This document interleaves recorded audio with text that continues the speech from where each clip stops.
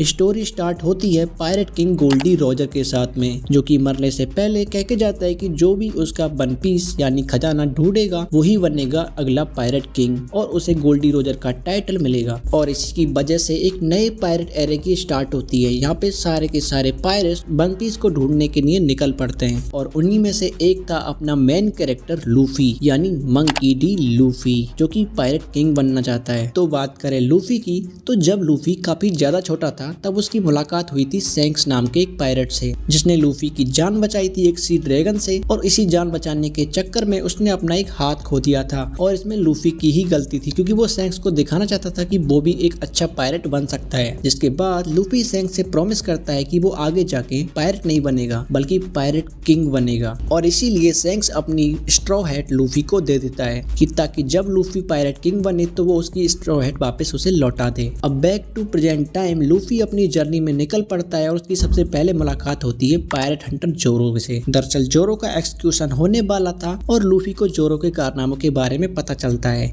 कि वो pirate Hunter है और सारे पायरेटों से डरते हैं, जिसकी वजह से लूफी को लगता है कि ये इस बंदे को तो अपनी क्रू में ज्वाइन करवाना ही चाहिए और वो उसको अपनी क्रू में ज्वाइन करवाने के पीछे पड़ जाता है।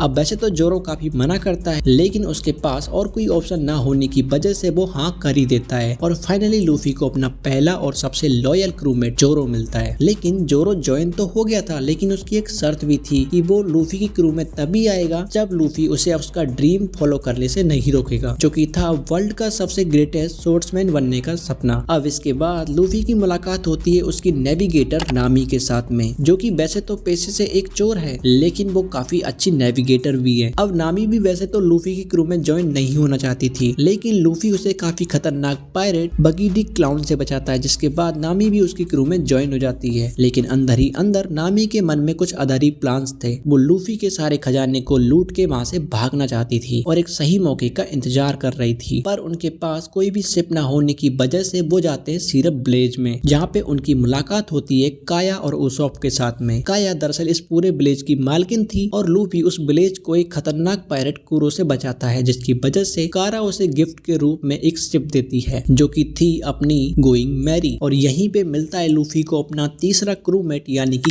God Usopp. अब उसॉप की बात करें तो उसॉप को झूठ बोलने की आदत है, क्योंकि जब वो काफी ज्यादा छोटा था तो उसका फादर उसे छोड़ के चला गया था और उसकी माँ काफी ज्यादा बीमार रहती थी, तो इसकी वजह से अपनी माँ को वो अक्सर झूठ बोला करता था कि उसके पिता लौट के जरूर आएंगे। और यही झूठ बोलने की आदत धीरे धीरे बढ़ के अब काफी ज्यादा बड़ी हो चुकी है कि वो हर बात पे झूठ बोलता है। और इसी के साथ लूफी और उसके ये तीनों क्रूमेट चल पड़ते हैं अपनी जर्नी पे अपनी शिप गोइंग मैरी के साथ में। और इसी के साथ हमारा पार्ट 1 खत्म होता है ईस्ट ब्लू सागा का। तो मिलते हैं नेक्स्ट वीडियो में, तब तक के लिए बाय बाय, सी यू।